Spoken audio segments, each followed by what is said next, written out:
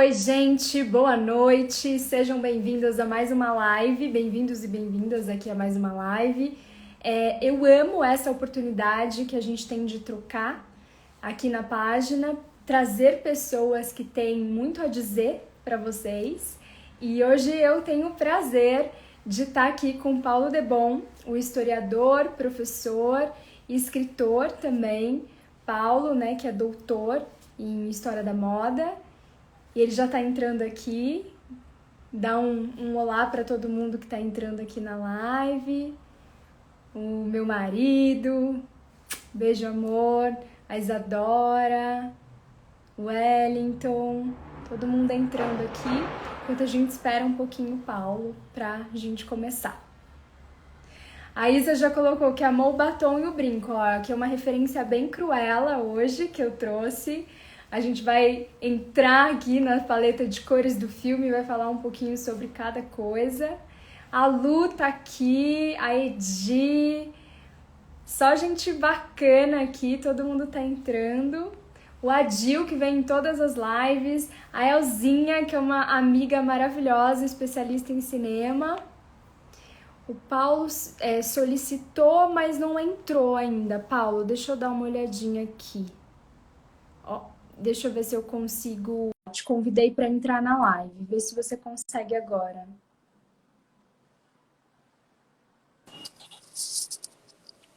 Eba! Olá, boa noite. Boa noite! Ó, meu marido tá aqui já com a gente, ele botou, e eu? Que ele deu um oi aqui. Olá para você também. Walter, lindão, ele não Enfim. perde uma live nossa, Paulo. Que bom. Walter, muito bom ter você aqui conosco. Aliás, muito bom ter todos vocês aqui conosco. Paulo, que prazer a gente poder fazer mais uma live, depois a gente anunciar uma novidade aí pro pessoal. Sim, com certeza. Muito bom estar aqui contigo. Fiquei super feliz. Nós fizemos uma live muito legal ano passado, né, sobre Maria Antonieta. Foi um sucesso.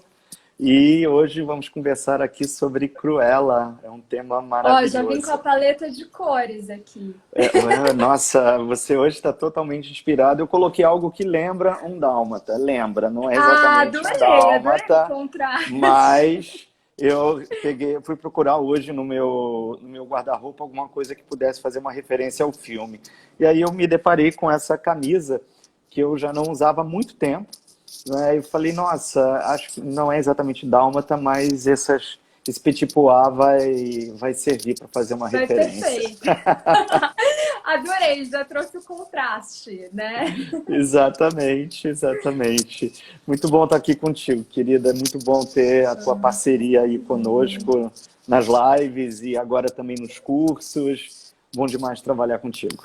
Muito bom, muito bom. E Paulo, olha, tem muita gente que acompanha a live da Maria Antonieta, é sua fã aqui na página, e eu queria que você se apresentasse um pouquinho, e eu tenho uma coisa para te mostrar que chegou hoje que eu comprei, olha. Que bom! Esse livro aí tem uma equipe boa. Gente, esse é o livro do Paulo, A História na Moda e a Moda na História, que eu acho incrível, porque ele é historiador, então ele traz esse ponto, esse olhar, né, os fatos pra gente, então eu indico muito. Ó, o meu chegou hoje, Paulo. Eu tenho que fazer dedicatória para você. É mesmo, vou mandar aí, vocês têm que vir para São Paulo agora e escrever aqui Sim. ao vivo. Sim, não, esse ano eu pretendo ainda em São Paulo, tem umas exposições, inclusive uma exposição assim que eu estou extremamente ansioso, que é a exposição sobre a Rita Lee no Miss. Enfim, eu fiz 2 posts no Instagram sobre a exposição da Rita, tá lá no Instagram, aqui no Instagram, né, no feed, 2 posts, e assim que Rita tiver a data, eu já estou reservando, fechando a agenda para ver Rita e aí ver você também, pessoalmente. Opa, fechado. Tô esperando, hein? Tô esperando. Com certeza. Paulo, conta um pouquinho de você para quem tá chegando agora na página, sua expertise, sua história. Conta um pouquinho pra gente. Bem, eu sou historiador, né? Eu fiz a graduação em História já há bastante tempo. e fiz um mestrado na área de ciências sociais, o doutorado na história. Eu estudo história da arte e história da moda desde os anos 90, é uma trajetória aí bem longa, inclusive dou aula de história da moda em graduações de design de moda e também em pós-graduações desde a década de 90, e eu sempre estou circulando nos cursos de graduação, seja de design de moda, design de interiores, comunicação, desenho industrial, né? Eu já dei aula também em graduação de história, mas eu sempre acabo indo para as áreas onde eu possa estar próximo da arte, estar próximo da moda, estar próximo do design, né? Esse é o meu grande barato, né? E pesquiso, escrevo, eu tenho aí vários artigos científicos publicados, tenho esse livro, A Moda na História, a História na Moda, né, que é organizado por mim e por duas pesquisadoras, e aí são vários artigos de pesquisadores variados na área de moda e um artigo também meu no livro, né? E trabalho atualmente na Escola de Artes do Centro Universitário Celso Lisboa, nos cursos de pós-graduação, todos eles na área de arte. Agora a gente está justamente também começando uma pós-graduação na área de moda, né, online, e desenvolvo uma série de cursos, todos online, em parceria com a Gesto Cultural. Na verdade, é onde realmente hoje eu desenvolvo a maior parte das minhas atividades, é na Gesto Cultural, com os cursos online de História da Arte, de História da Moda, e pegando temas variados sobre cultura, né, nos séculos XVIII, XIX, XX, enfim. São muitas coisas. E só um parênteses, ó, o Paulo é especialista em Napoleão III, gente. Cada história que é incrível. Eu sei porque eu fiz quase todos os cursos do Paulo pela Gesto Cultural, ele e o Marcelo. Então ele tem histórias incríveis, até que o Napoleão veio parar aqui no Brasil, né, Paulo? Exatamente. E eu fui parar em Napoleão III justamente pesquisando moda, né? Porque eu comecei um trabalho de pesquisa, que foi meu doutorado, e que eu queria investigar as origens da alta costura.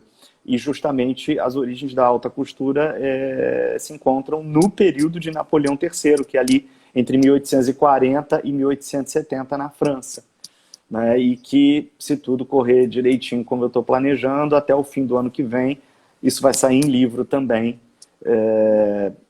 Meu trabalho aí sobre Napoleão III e as origens da alta costura. Perfeito, ó. A Elzinha já quer fazer, ó. Já tem aqui, Marcelo, já escreve pra Elzinha, ó. A Dani tá aqui também. Dani, bom ter você com a gente. A Dani vem em todas as nossas lives também, ela tá sempre aqui que bom! Muito obrigado pela sua presença, Dani.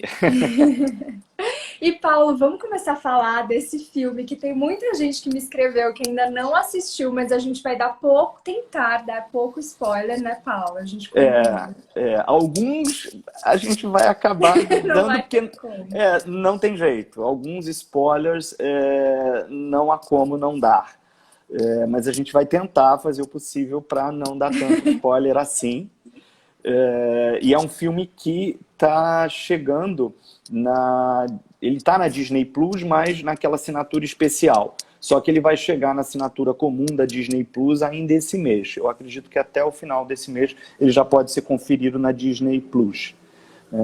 E eu tenho um lance assim, muito especial, que com esse filme, porque eu realmente levo essa questão do isolamento muito a sério.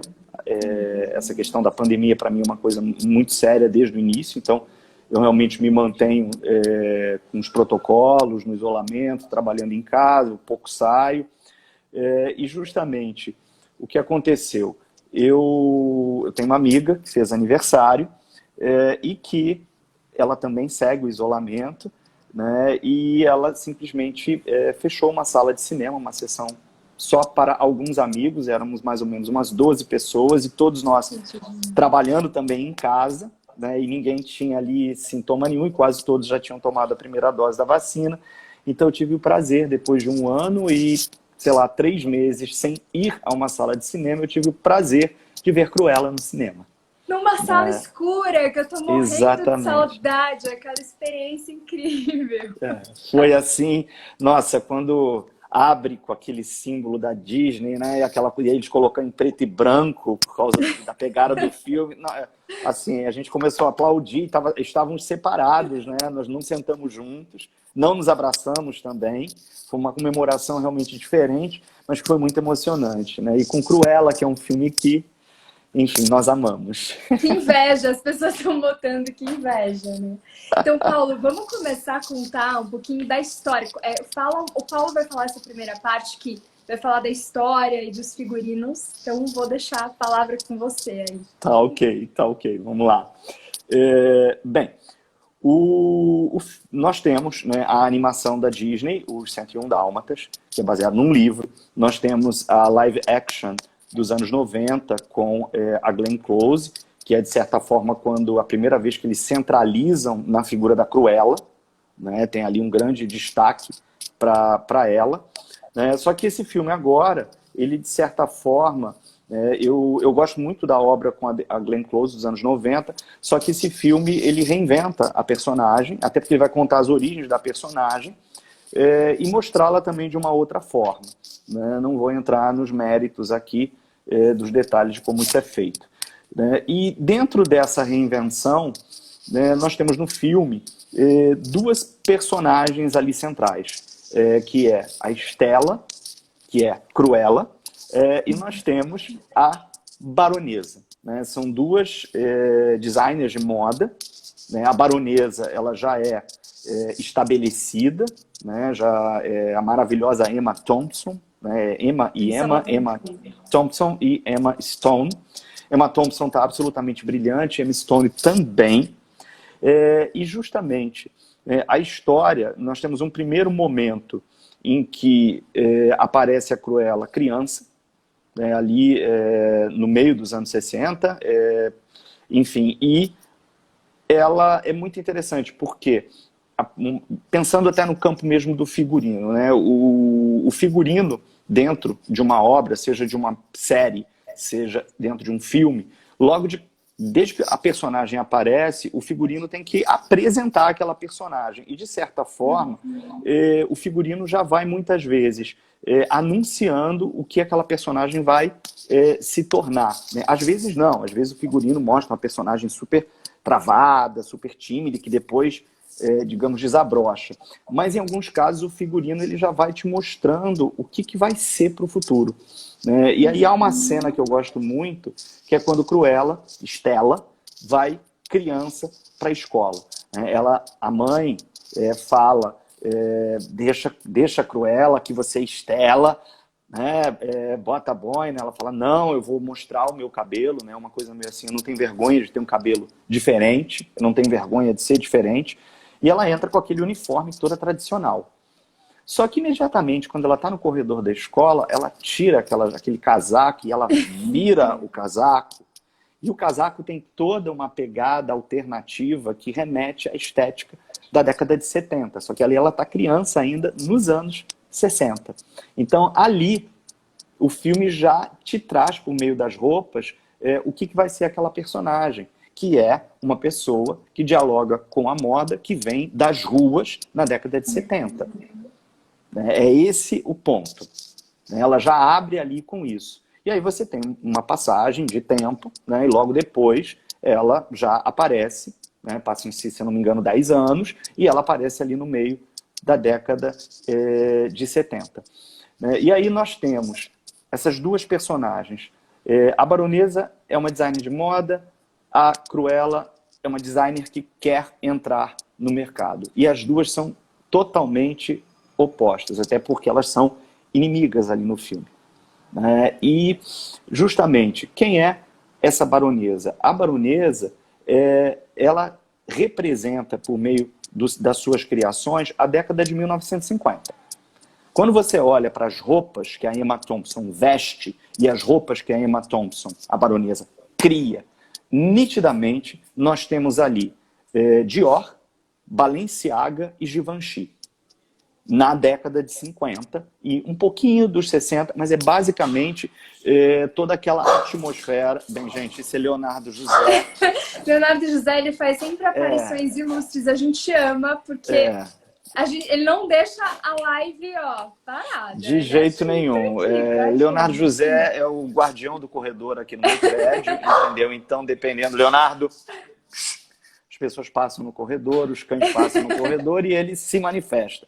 E também ele se manifesta nas aulas, porque afinal de contas ele é um cão que adora moda, é um cão fashion, é um cão que adora arte. Então, assim, completamente descolado. Vem pra cá, Leonardo, vem. Isso, deixa a porta. Bem, vamos voltar. Então, bem, tá aqui do meu lado, muito lindo. A baronesa traz esses looks Dior, Balenciaga, Givenchy. A gente percebe que é tudo muito estruturado.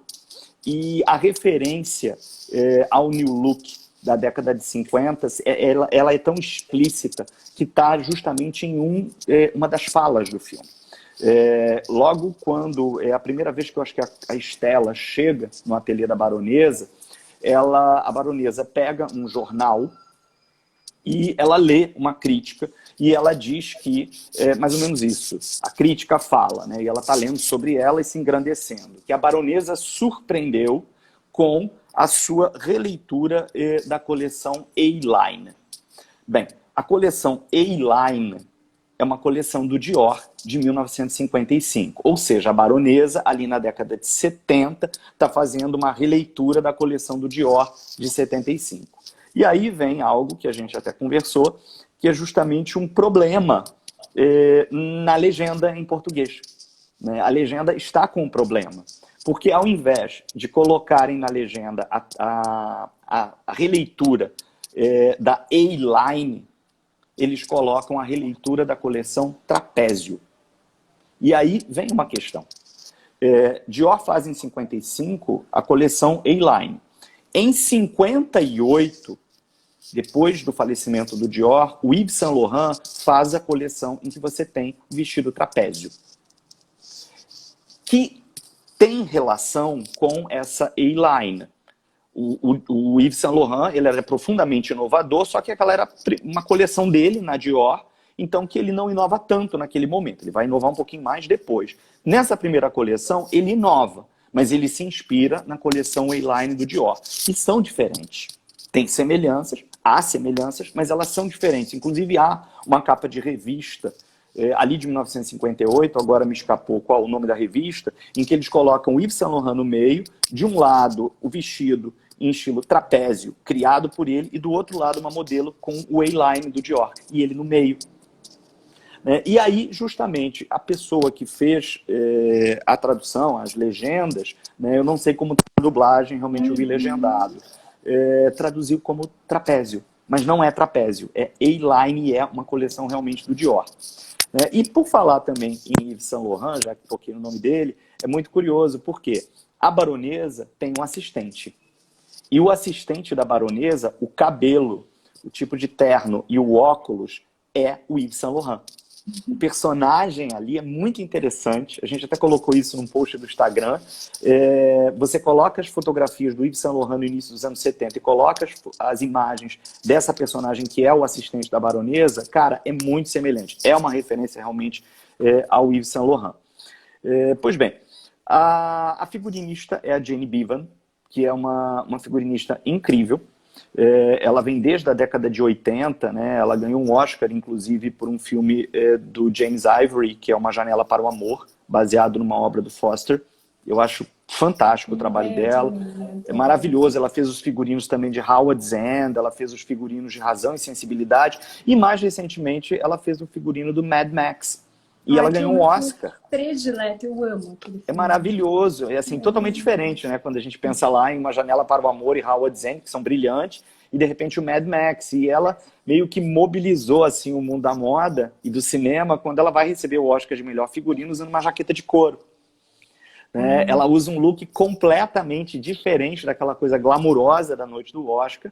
E gerou ali muita gente dizendo, ela, como assim? Ela não sabe se vestir, criticaram pra caramba, e ela falava sobre como ela se sentia confortável com aquela roupa. E aí é justamente pensar que essa figurinista, ela nasceu em 1950. Ela viveu exatamente esse período aí do final dos 60 e a década de 70 na sua juventude, em Londres. ela conhece isso. Então, o que ela traz para a Cruella é, ao mesmo tempo, a vivência dela lá atrás e com uma pegada contemporânea também. Ela junta isso muito bem. E aí, voltando, né, a Baronesa tem toda essa pegada desses looks, Givenchy, Dior, aquela coisa estruturada, lindíssima, maravilhosa. E a Cruella? Gente, a Cruella representa a moda que vem das ruas. A gente tem que pensar que a década de 60, a Inglaterra passa por um turbilhão, né, que é o chamado Youthquake, nada mais nada menos que o Swing in London, né, que é toda uma geração ali, que é uma galera da música, é uma galera da moda, uma galera que vai para fotografia, arte, ou seja, é um turbilhão cultural ali. A gente tem Rolling Stones, nós temos os Beatles, nós temos, nossa, uma explosão, Mary Quant, Ossie Clark, que trazem justamente essa ideia. A moda não está mais num ateliê fechado de criação do designer. A moda vem da rua. E aí algumas pessoas acham que Mary Quant se resume à mini saia. Não. Né? Nos meus cursos de História da Moda eu falo muito o quanto que Mary Quant é grandiosa ali naquela década de 60, né? 70. A mini saia é um negocinho assim dentro da carreira dela. Ela é brilhante. Houve uma exposição há pouco tempo sobre ela no Victoria and Albert Museum em Londres. Ela é uma... Nossa, é um dos nomes mais importantes aí da moda nas últimas 6 décadas. E a gente tem que pensar que o filme, né, ele vem de certa forma, ele tem essa herança do Swing in London, mas ele está pegando o quê? A década de 70. E a década de 70, nós temos os punks, né, e os punks, de certa forma, a ideia do movimento estilo punk que nasce em Nova York, né, que muita gente acha que é Londres, mas na verdade começa em Nova York, mas em Londres eu acho que isso tem um impacto até muito mais forte. E aí você tem Cruella. Cruella quer se mostrar, ela quer se vingar, ok, da Baronesa por algumas questões, mas ela vai se vingar, ela quer se vingar no sentido de mostrar que ela é uma criadora de moda e que ela pode ser melhor que a Baronesa, porque ela está conectada com as ruas. E aí ela vem, eu vou falar aqui sobre alguns looks e as referências desses looks. Né? Nós temos, por exemplo, porque aí é uma sequência que parece assim, um desfile de moda. Né? Você vai ter uma aparição, as aparições, essa sequência. E a trilha, né? Junto com tudo isso, a gente fica assim... A Elzinha viveu isso, e a Elzinha viveu isso dentro da Vogue, que ela trabalhou muitos anos na Vogue e ela conseguiu ver Rei Kawakubo, ela conseguiu ver muitos desfiles lá fora. Nossa, que coisa... Elzinha, temos que conversar. Temos que conversar. Trocar coisas. Precisamos trocar figurinhas, com certeza. Eu ligo pra ela 1h30 e eu acho pouco, sabe? Porque é tanta coisa. Muito aprendizado, né? Imagino, nossa, quero conhecê-la. É igual você, Paulo. Obrigado. E aí, enfim, vamos lá. Vou pegar aqui alguns looks, né? Por exemplo, nós temos um look que é quando Cruella chega, né? A Baronesa está dentro do carro, ela vai sair para o evento, só que os fiéis escudeiros de Cruella prendem a Baronesa dentro do carro, Cruella sobe em cima do carro, e aí nós temos aquele look que a parte de baixo remete assim, a todo um glamour da alta costura, e a parte de cima é uma jaqueta de couro, com correntes, com todos aqueles elementos, né, que tem tudo a ver com essa estética Vivienne Westwood da década de 70 e misturando com um pouco de Vivienne Westwood, daquela coisa mais luxuosa da década de 80. Então você tem ali 2 momentos da Vivienne Westwood. Por sua vez, a cabeça ela faz uma coroa, né? Uma peruca que é o cabelo da Cruella, que é uma coroa, fazendo uma referência à própria ideia da monarquia britânica, né? The Crown. É um look assim que eu fico assim impressionado, né? Esse contraste da parte de baixo com a parte de cima, essa coisa do couro, do punk, da corrente, a coroa, e embaixo aquela coisa enorme que remete ao luxo da alta costura. É um contraste, que isso é muito Londres anos 70 e é muito Vivienne Westwood. Um outro look São muitos looks, né? Mas um outro look que eu amo, acho que é o look que eu mais amo no filme, que é a roupa do lixo. Ah, eu também. A Nossa, roupa do lixo é uma incrível. cena maravilhosa, a maneira com que ela aparece é algo assim acachapante. E é muito interessante, porque nós temos ali, aí já não é mais exatamente a Vivienne Westwood, são referências ao John Galliano. Por isso que eu falo que ela pega a década de 70, mas ela não tenta, porque há filmes que tentam repetir a época. Ela consegue fazer de uma maneira brilhante, pegar a época, mas colocar o olhar contemporâneo ali. Então ela traz referências a dois trabalhos do John Galliano. Um é um desfile de 2000, em que o Galliano leva para a passarela uma série de roupas a partir de jornais, são manchetes de jornal, Nossa, eu acho incrível. e justamente a parte de cima do vestido da Cruella é todo de estampas de jornal, é Galliano. E por sua vez, toda aquela parte de baixo, que aí é enorme, isso é uma referência a um desfile que Galliano faz em 2005, em que ele vai trabalhar com a ideia das roupas que são construídas a partir da construção da roupa, o processo de construção da roupa. Então as roupas apareciam como se fossem desconstruídas na passarela, né? E ao mesmo tempo todo um diálogo que ele tem ali com os sem-teto. O Galliano traz isso também dos sem-teto de Paris, pensando desde, sei lá, dos Miseráveis, do Victor Hugo, do século XIX, até os sem-teto no século XX e XXI, e que, de certa forma, ele coloca isso em alguns desfiles, não somente nesses dois que eu estou citando, né? E que ela coloca ali. Né? E aí, quando ela sobe no caminhão, que ela dá aquela gargalhada que vai remeter à gargalhada da Glenn Close, na década de 90, e o outro dia gravando um podcast com alguns amigos do Cinema Etílico, eles falaram justamente que essa gargalhada também é uma referência a um filme do Hitchcock, que agora me escapou o nome. É um filme, acho que da fase inglesa ainda do Hitchcock, ou seja, lá atrás, ou da início da fase americana, ali nos anos 40, que tem uma personagem que também tem essa gargalhada. Eu preciso rever o filme, foram os meus amigos do Cinema Etílico no podcast que colocaram isso, eu fiquei bem curioso, inclusive, para rever isso. Algumas outras referências, por exemplo, ela aparece com, no momento da maquiagem, a maquiagem é um ponto altíssimo do filme, né? Escrito o futuro, the future. E isso tem a ver com uma música do Sex Pistols da década de 70, do ano de 1975. Paulo, tá dando uma leve interferência, desculpa te incomodar, acho que é do microfone. Oi. Tá tendo uma batida conforme você fala. Eu vou parar, eu acho que eu tô me mexendo muito. A gente, se empolga, nós falamos com ama, não tem como. Há um momento que na maquiagem aparece aqui, The Future. Isso é um álbum do Sex Pistols, 1975, que anotei aqui, Nevermind the Bollocks. Tá diretamente, então você percebe que tem todo um trabalho de pesquisa musical, porque a trilha é incrível. Gente, a trilha sonora eu escuto no Spotify, a trilha é maravilhosa. Você tem Rolling Stones, você tem Supertramp, tem Queen, tem Nina Simone. A trilha é um espetáculo. E a canção original, que é da Florence and the Machine, que fecha o filme de uma maneira assim, nossa, brilhante.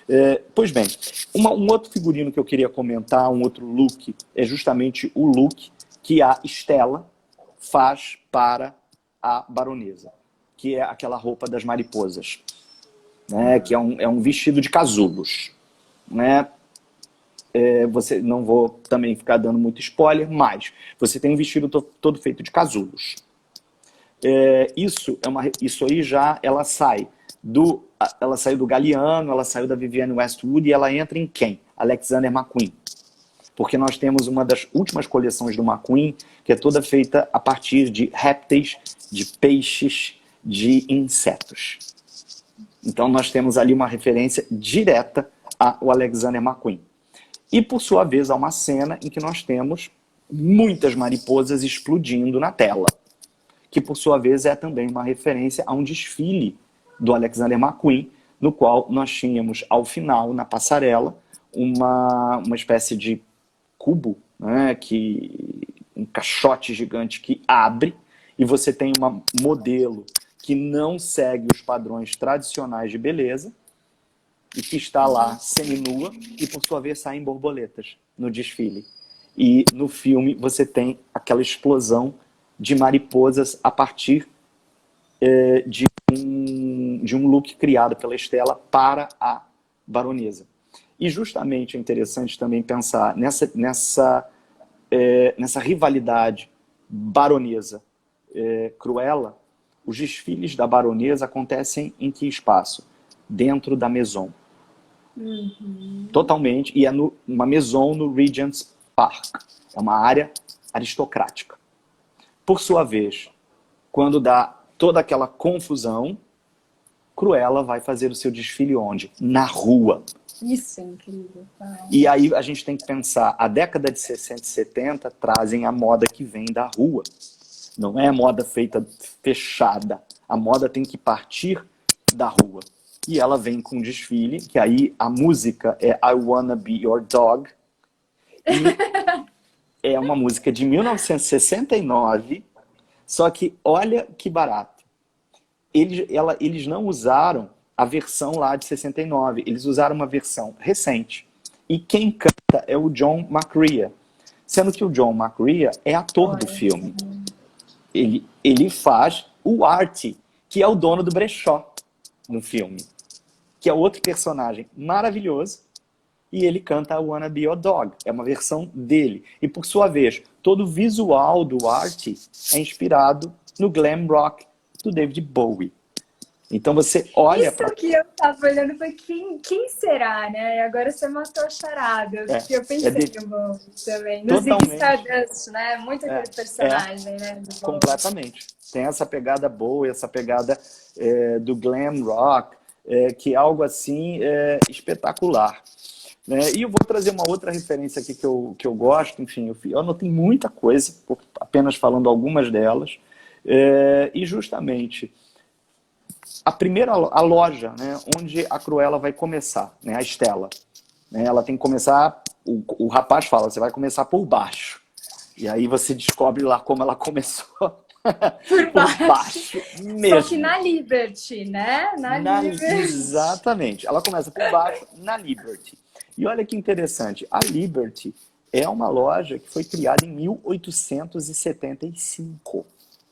É uma loja antiquíssima e super tradicional. Quando eu falo tradicional, no sentido de ter dentro da história da moda britânica uma tradição, uma história longa. Só que a Liberty, no filme, aparece só como aquela coisa da tradição. Eles filmaram, inclusive, a Liberty, e justamente o prédio traz toda aquela decoração, aquela pegada de interiores do Arts and Crafts, daquela galera do William Morris, lá do século XIX. E eu estava, inclusive, lendo, né, vendo, inclusive, até em função de uma aula que eu dei na segunda-feira no Instituto Italiano de Cultura, que foi sobre as relações entre moda e arte, e aí eu estava falando justamente sobre esse pessoal do Arts and Crafts no século XIX, né, porque eles criam ali um pessoal que vem dos pré-rafaelitas e o Arts and Crafts do William Morris e tal, é uma geração.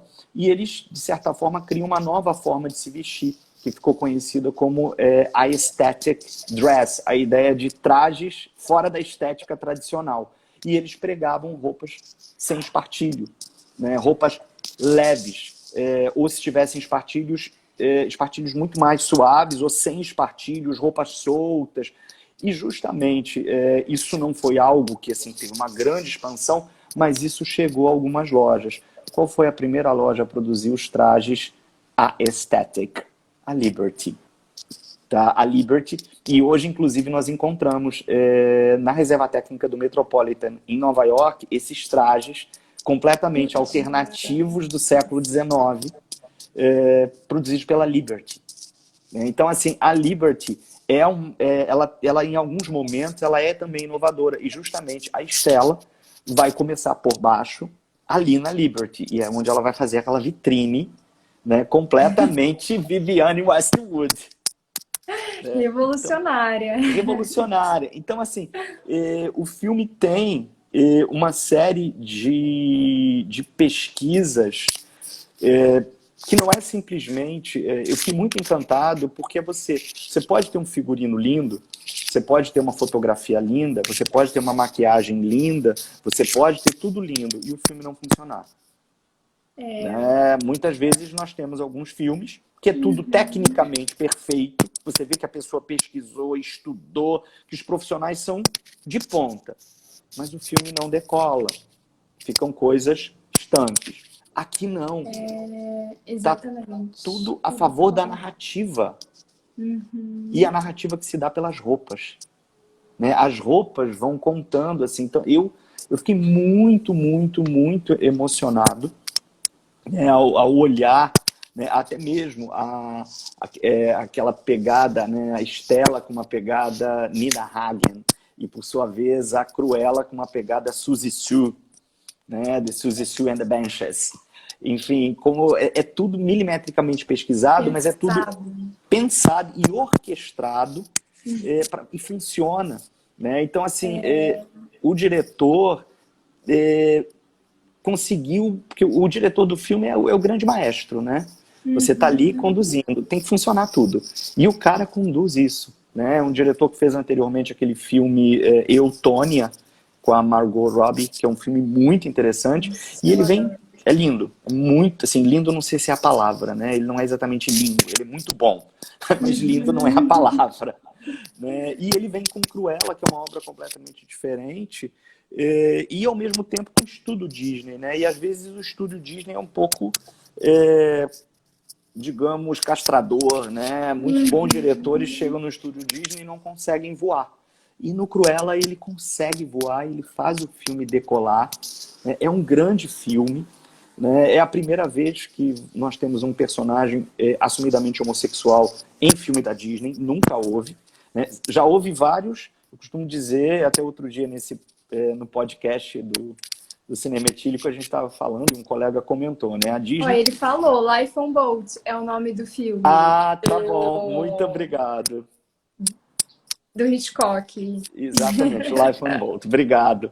E aí, no podcast, o amigo comentou, a Disney sempre foi mestre em colocar personagens gays dentro do armário, né? Nós temos vários, só que todos eles aprisionados dentro do armário.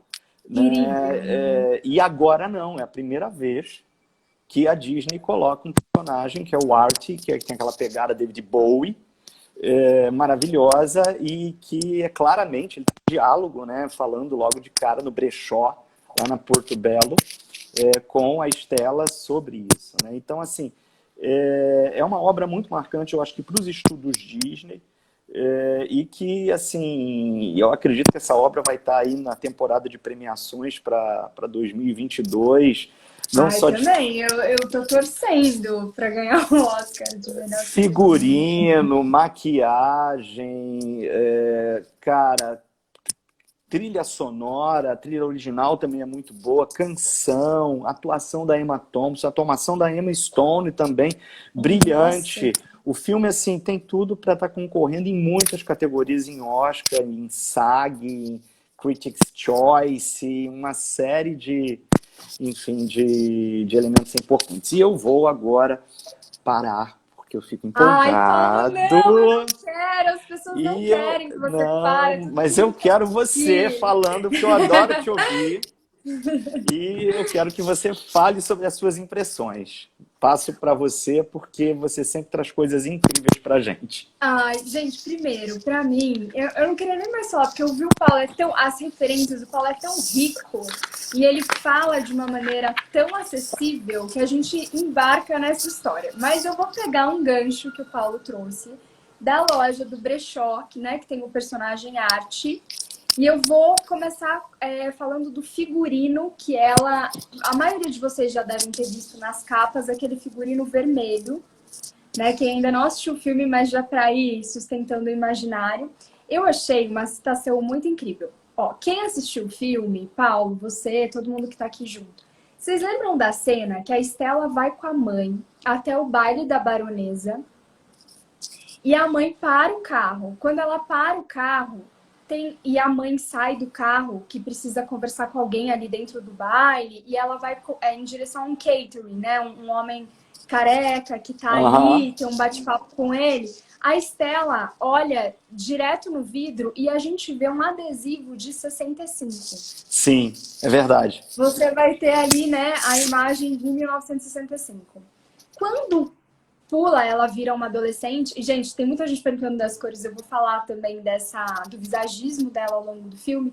Mas quando pula para a hora que a Estela chega no brechó e conhece o Art, e tem uma cena muito engraçada, que é eles disputando quem sabe mais as coleções das roupas, né? Que ele fala, isso aqui, né? Ele pega um vestido e ele fala, é coleção tal, ano tal. E ela fala, Chanel, né? Coleção de 50. E ele pega um vestido e fala assim, esse vestido é Baronesa 1965. E é o vestido vermelho que Exatamente. ela escolhe, porque 1965 a gente não vai contar, mas vai acontecer uma coisa muito Muito, cruel na vida dela, é, que é vocês vão ver marcante, é um no trauma. filme, muito traumático, e ela escolhe a reviravolta, o momento de virar Cruella, um vestido da mesma data. Isso é muito simbólico. E aí, da baronesa, quando ela escolhe aquele vestido, né, de 1965, todo vermelho, ela vai até o baile, só que o baile é preto e branco. Até porque tem essa questão, né, do clássico, né, daquilo que Sim, não é dinâmico, do preto e branco como sinônimo de bom gosto, elegância, né? Aquela ideia da separação de classes também em relação às cores. A gente vê toda essa visão também ali eurocêntrica, né? Os completamente. costumes. E ela chega de preto e branco, e aí tem a cena que vocês já devem ter visto algum spoiler, do vestido pegando fogo, da capa Sim. que pega Tá no fogo, trailer, né? O tá trailer no mostra isso. trailer, e aí transforma aquele vestido vermelho. Então, por que que ela escolheu aquele vestido? Primeiro, porque tem essa ideia simbólica que eu não posso falar aqui do porquê, mas olhem o ano de 65 no carro, quando vocês virem ou reverem o filme. Depois, o vermelho é a cor do perigo, é a cor do dinamismo, é a cor da violência, é Sim, tudo que é ousado. E tem essa questão emblemática da quebra de costume.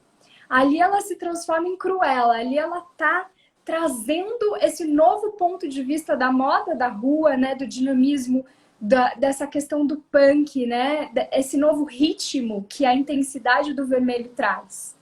Então, ali na cena a gente vê. E tem uma outra situação muito incrível, é que ela customiza esse vestido, que ela compra ali no brechó com arte. E o vestido, a figurinista falou que foi inspirado num estilista que é pouco falado hoje, né, Paulo? Que é o Charles James. sim, Né? Então, assim, sim. Charles James era um estilista famosérrimo na época. Procurem sobre ele também, que Dior, Balenciaga, né, reverenciava o trabalho dele. E ele criou o vestido Tree, que esse vestido foi feito por uma amiga dele, chamada de Marietta Tree, que era o sobrenome dela. E aí ele faz em homenagem à árvore mesmo, né? Um vestido que você vê, ele afunila e é como se ele abrisse embaixo, criando raízes, né? Você tem a ideia também do dinamismo Aham, de um sim. ombro só. É Então, lindíssimo né, esse trabalho dele. ele é dinâmico, né? Como uma árvore, é como se uma raiz, né, que descesse pelo vestido todo. Então, ela fez essa homenagem ao Charles James. Então, o filme, o Paulo falou todas essas referências pra gente que é da moda, né, Paulo? É Sim, uma aula de história, né? Assim, então. E uma outra coisa que eu coloquei aqui é que a gente vê, quando ela é criança, essa questão do contraste. Se a gente for observar as cores, né, tanto no visagismo quanto na escolha da paleta dela, quando ela é pequena, o que que acontece? O cabelo preto e branco, ele narra muito bem essa dicotomia que a mãe fala em alguns momentos. Você é Estela, você não é Cruella. é verdade. Então, essa ideia, né, da dicotomia desse cabelo ali, preto e branco, que trabalha os dois lados, né?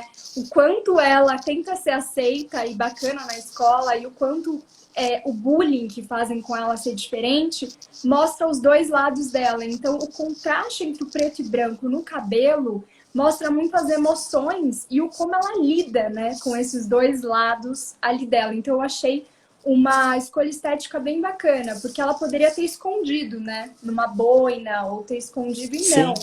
A escolha, né, tanto do figurinista quanto da pessoa que fez, né, a maquiagem, o visagismo, ela é clara, que você mostra essa dicotomia. E quando ela vira adolescente, gente, a cor do cabelo é cereja.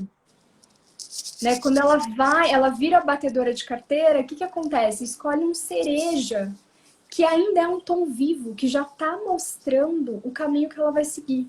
Que é esse caminho disruptivo que a gente vai ver chegar no vermelho mais intenso. Então, se a gente pensar nessa construção da paleta de cores, a gente tem o contraste para mostrar a dicotomia interna dela. Depois, a gente tem o cereja, que é quando ela vira Estela e ela não consegue nada. Né? E esse vermelho do cereja, ele é apagado, ele é opaco. Até quando a Cruella, né, aflora, e aí a gente vai ter o preto e o branco de volta, e o vermelho vai ser uma assinatura de estilo dela.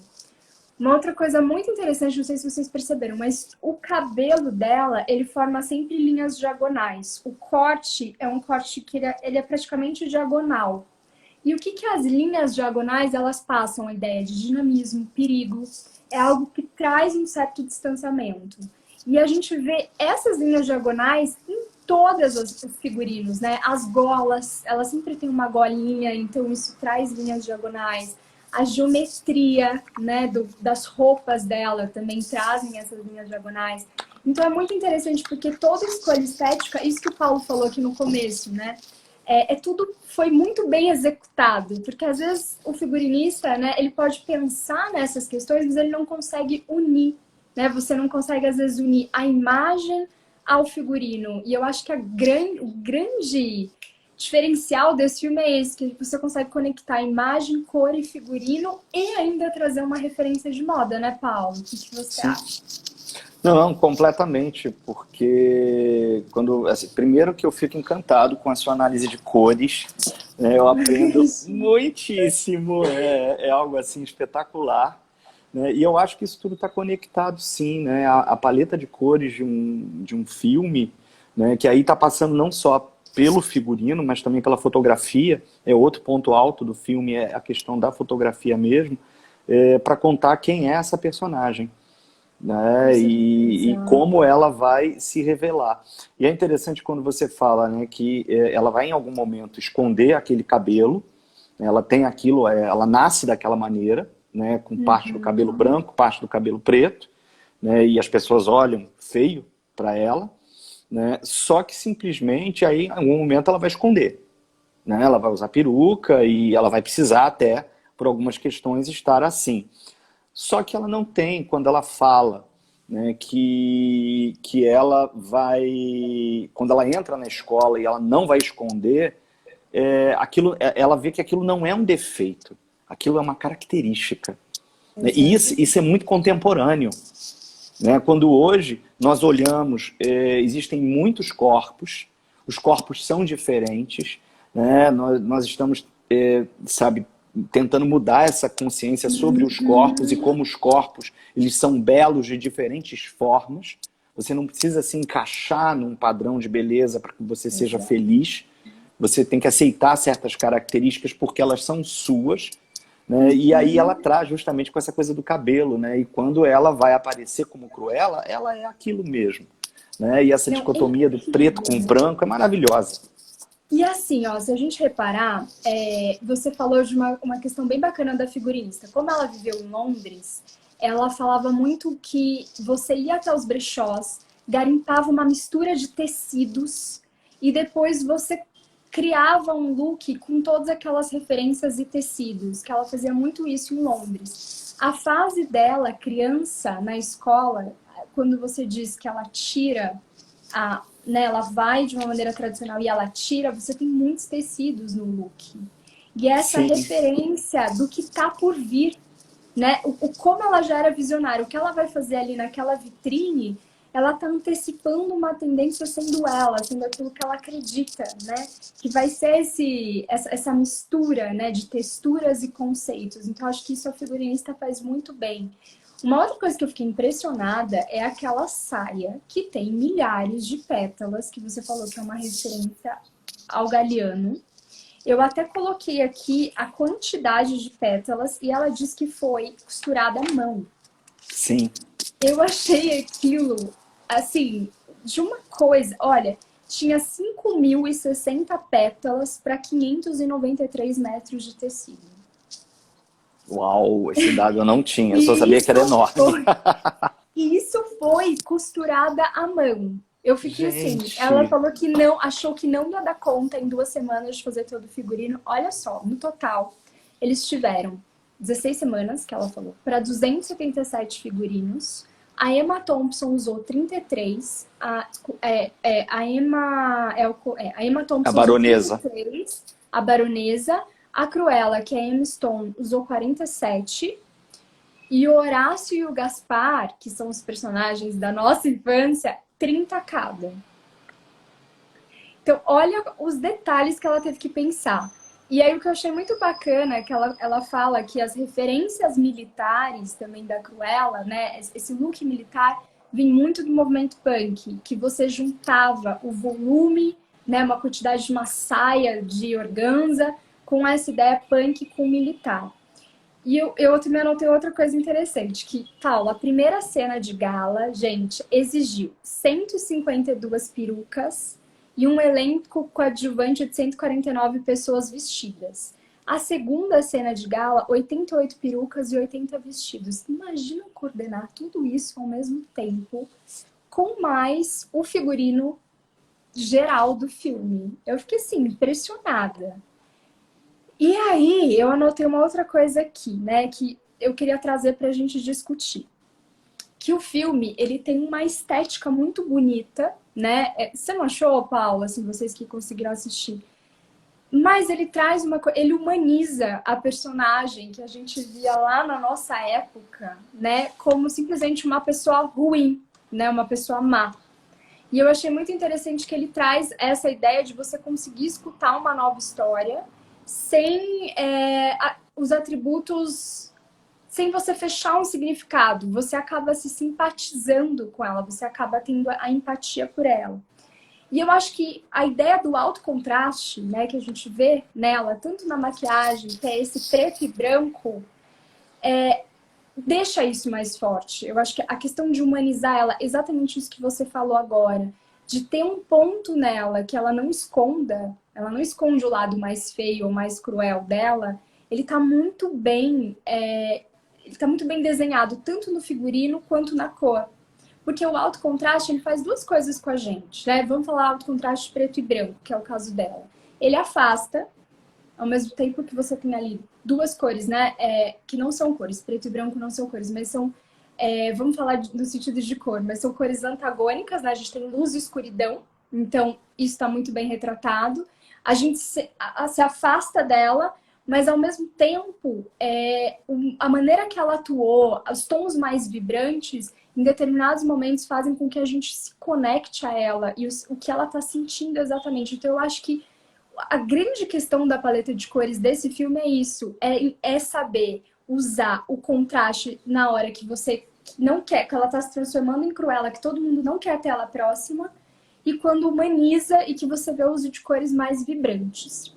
Uma outra coisa que eu achei bem bacana também, em relação à imagem dela e como ela construiu a história, é que nas cenas que ela traz esse look mais vermelho, a energia dela muda, né? O olhar dela muda. Então eu acho que assim, o figurino, ele muda a percepção de como a atriz está atuando. E eu acho que a Emma... Ai, meu Deus, que agora eu falei Stone. das duas. A Emma Stone, Stone. ela consegue fazer isso de uma maneira... É como se, assim, o figurino vestisse o que ela vai passar, o que ela vai sentir. Então você vê pela postura corporal dela, que é uma coisa que eu observo muito, quando ela se transforma em Cruella, o olhar dela é mais baixo, né? O figurinista e também o maquiador, Uhum. ele faz muito o alto contraste, ele tá o tempo todo com as cores e ela traz essa vivacidade, essa energia, esse dinamismo, né? Essa crueldade dela usando os pontos fortes, ela vira uma pessoa autoconfiante. Então é como se você torcesse para que isso acontecesse depois de todas as injustiças sociais que ela vai passando ao longo do filme. Uma outra coisa interessante também é que o preto, ele vai predominar em quase todos os outros personagens, se vocês prestarem atenção. Sim, sim. O mundo ao redor dela é preto, esse mundo da moda. E aí a gente pode pensar, né? Qual a mensagem disso? Primeiro, que assim, o filme tem um filtro mais escuro. Todas as cenas são mais escuras. E eu acho que isso tem a ver também com a questão de ter sido ambientado em outra época, né? Ele se passa em outra época. Então é um recurso estético de você mostrar que não acontece nos dias atuais. Então o filtro do filme já é mais escuro. Mas o mundo ao redor dela é todo preto. E esse mundo da moda, né? Que passa esse poder, essa elegância, ou mesmo o mundo que ela vive, né? É muito escuro. As coisas são todas escuras. E parece que isso vai entrando nela até ela conseguir despertar o lado mais escuro dela. E, assim, um dos looks que eu mais amo é aquele quando ela chega no brechó do Arte e ela tá toda de couro, só que ela tá com uma camisa de couro. E aí, ali, mostra o que é ela, né? Quem é a Cruella? Que é essa personagem disruptiva, mas sofisticada.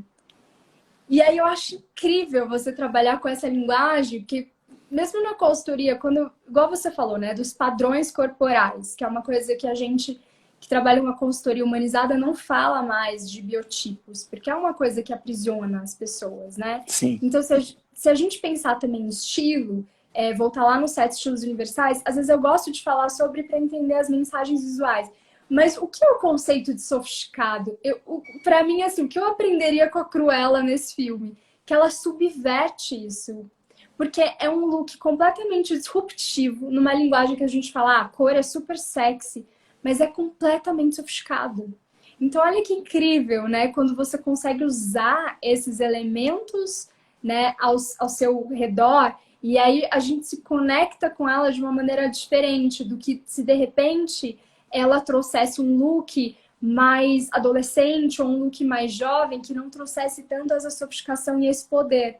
Talvez a gente não completaria a saga da heroína, né, que se transformou até um pouco no que ela temia, né? Porque a pessoa que ela detesta, ela acaba também se transformando ali. Mas isso eu achei incrível, porque a gente vê no look a rebeldia com a sofisticação. E assim, são 2 pontos aí, pegando teu gancho, né?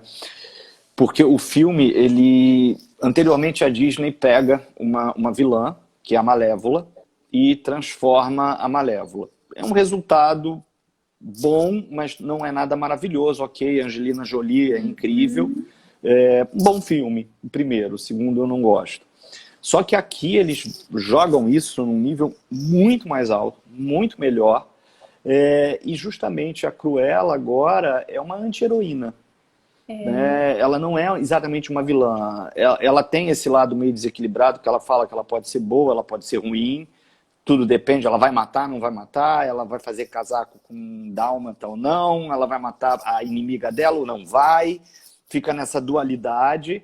Então, assim, ela é uma anti-heroína, né? E uma anti-heroína, como eu falei, que vem das ruas, e que essa coisa do lixo, né, que está presente o tempo todo.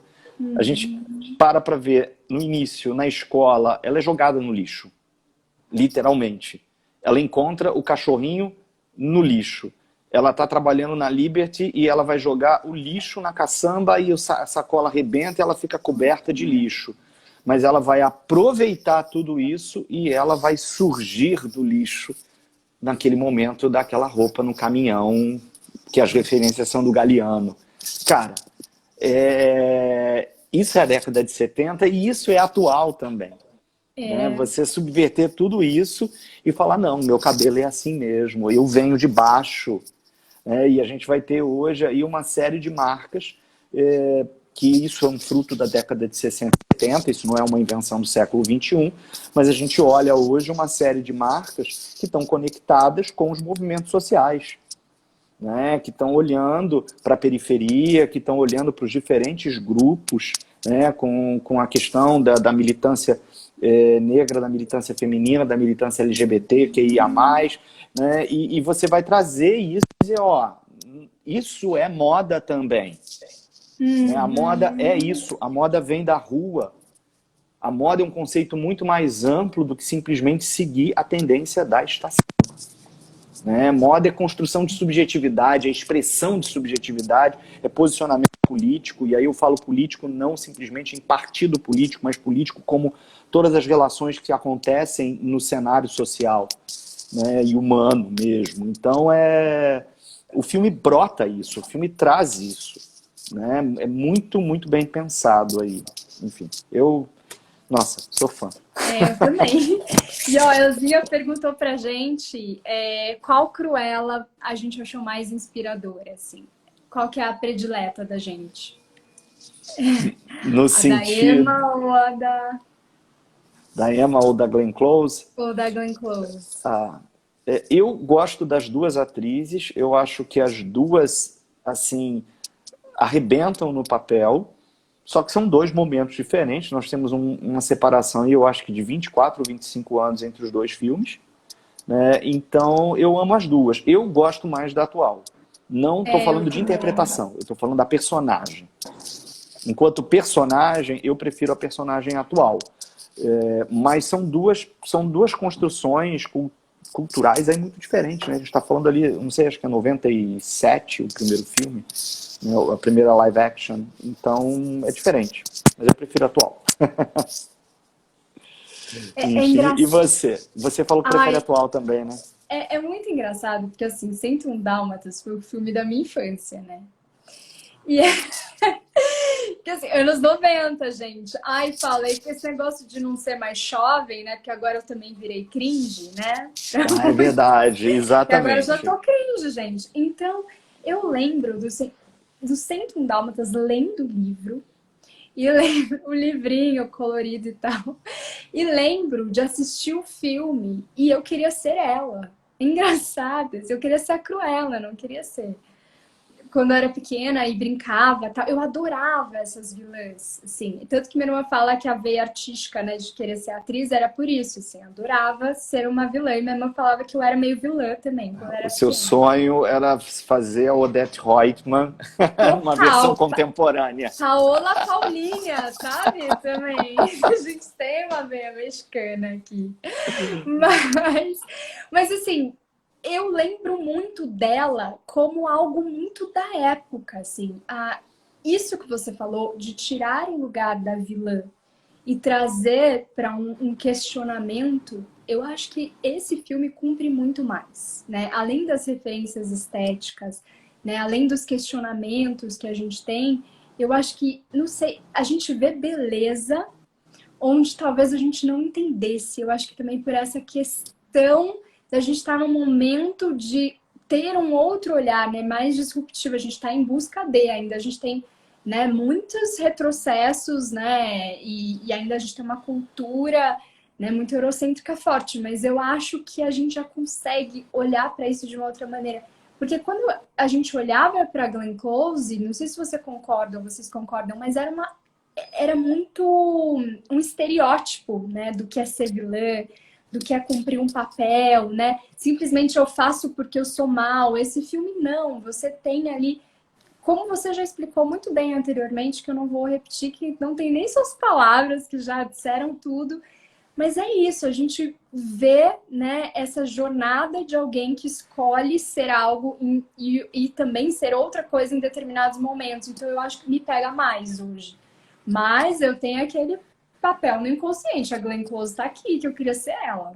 Então, Eu acho que assim, até eu participei também de um outro podcast na semana passada sobre Cruella, e justamente a gente estava conversando o quanto que,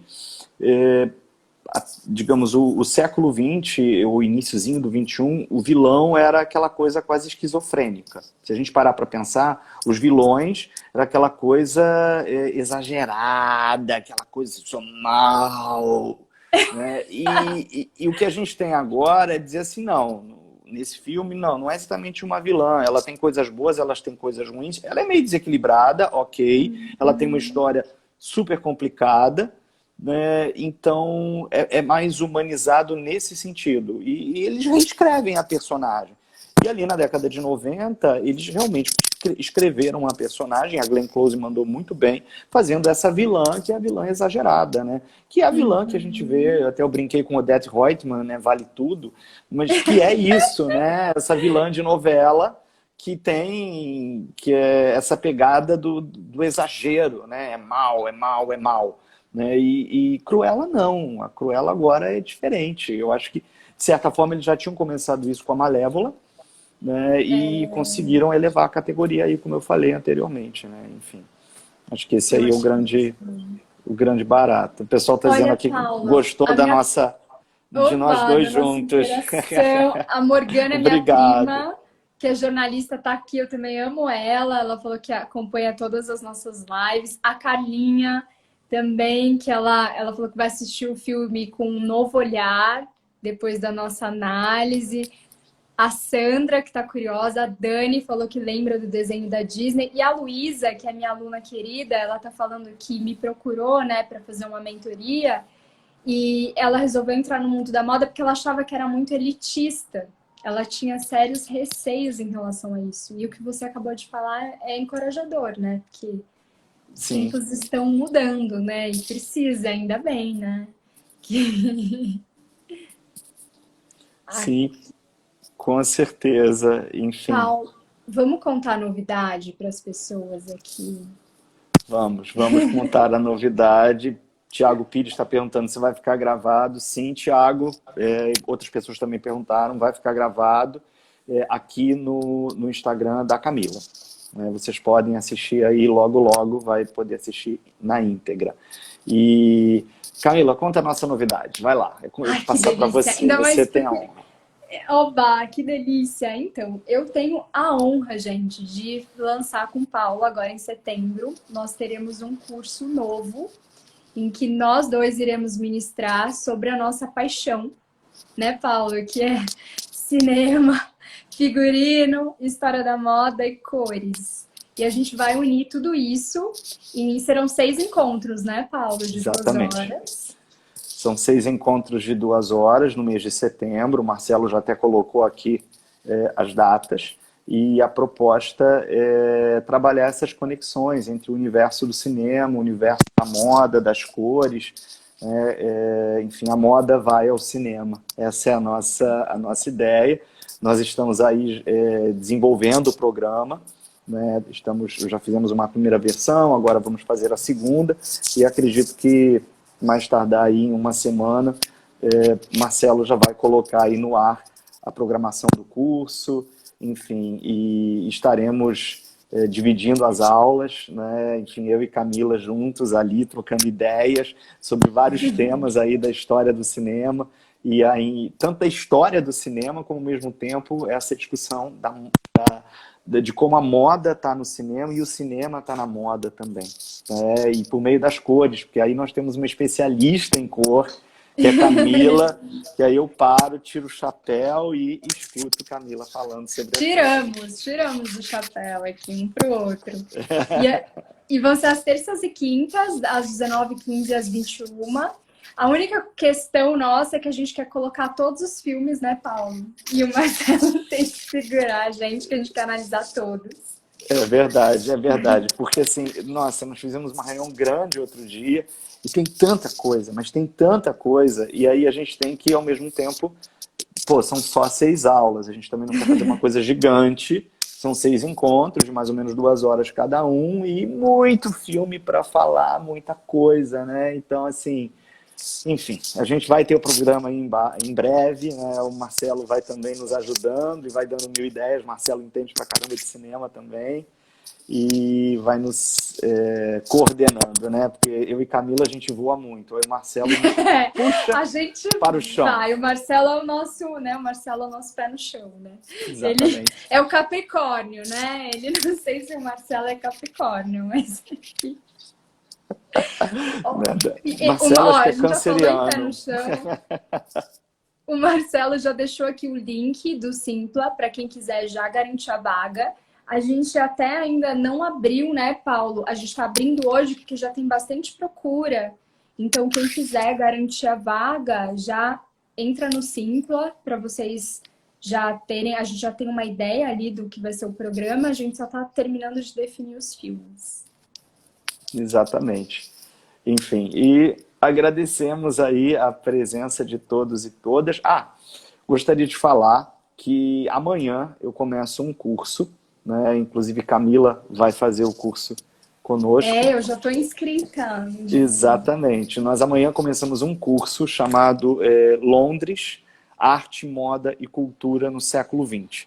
É um curso no qual nós vamos passear pelos vários momentos, né, pelas várias expressões culturais, tanto da arte, da moda, do cinema, enfim, tendo Londres como cenário, né? Começando ali no início do século XX, pensando, por exemplo, no Classical Revival, o Bloomsbury Group, passeando pela Escola de Londres, ali no pós-Segunda Guerra Mundial, passando pelo Swing in London, né? Aí a gente vai também dar uma mergulhada, né, nessa galera aí, como a Mary Quant, o Ossie Clark, e a gente vai fechar o curso no final, justamente com Vivienne Westwood, Galliano e Alexander McQueen. Então a gente começa lá em 1900 e a gente vai até mais ou menos 2000 aí, passeando pela arte e pela moda na cidade de Londres. Começa amanhã. Você pode entrar em contato com o Marcelo, né? São 5 encontros às 19h15. Todos os encontros eles são ao vivo, isso também no curso de cinema, eu e Camila, né? São cursos ao vivo, mas eles são sempre gravados, né? Então, se você não puder assistir a aula ao vivo, você vai receber a gravação, e você assistindo ao vivo, você também recebe a gravação. Você fica com a gravação por 3 meses, para que você possa rever quantas vezes você quiser aí ao longo desses 3 meses. E a gente manda também um PDF com todas as imagens que trabalhamos nas aulas, né? E começamos também um curso de História da Arte sobre o Barroco na Europa, no século XVII. Então são 2 cursos começando essa semana, o Drama Barroco. São 4 aulas, às 17 horas, terças e quintas também, e o curso Londres, Arte, Moda e Cultura no século XX, às 19h15. E em setembro teremos A Moda Vai ao Cinema, né? E em agosto eu tenho os cursos de História da Moda. Enfim, tem muita coisa, gente. É bom que é um esquenta, né? O pessoal já pode ir esquentando aí pro nosso, né? A Elzinha, Marcelo, a Elzinha que é o seu contato, porque ela quer fazer esse de amanhã. Ela perguntou se ainda dá tempo de se inscrever. Sim, sim. Marcelo, Marcelo pode escrever para a Elzinha aqui pelo próprio direct, ou então pegar contigo o contato dela, enfim. Enfim, vocês podem adicionar Gesto Cultural e mandar uma mensagem pelo direct que o Marcelo entra em contato ainda hoje contigo. Não, Marcelo é eficiência, né? Super. A gente é fã de você, viu, Marcelo? Aqui, quando unem essas mentes sonhadoras, você coloca a gente no trilho. Né, Paulo? Exatamente. Enfim, parceria aí de sucesso. E agora com a Camila no nosso time para tornar o mundo mais colorido. Enfim, vamos pintar a história juntos, né? Com certeza. Muitas e muitas cores, cores de Amélie Poulain, cores de Almodóvar e cores de Frida Kahlo. Com certeza. Enfim, muito obrigado, Camila, adorei estar aqui contigo. Paulo, muito obrigado. É sempre bom trocar com você. Você é muito generoso, a gente aprende muito. E também agradecer ao Marcelo, a Gesto e a cada um de vocês, né, Paulo, que conseguiram disponibilizar esse bem tão precioso que é o tempo e escolheram dividir ele com a gente. A gente se sente muito honrado de ter vocês aqui. Muito obrigado a todos e a todas que estiveram conosco aqui nessa live. Enfim, e eu e Camila faremos mais lives em breve. Nós temos aí a ideia de começar a trabalhar com essa coisa do cinema, das cores, e vamos fazer aulas live com mais frequência aqui. Enfim, acredito que agora, a partir de agosto, a gente vai estar com lives aí bem frequentes sobre esses assuntos que a gente ama.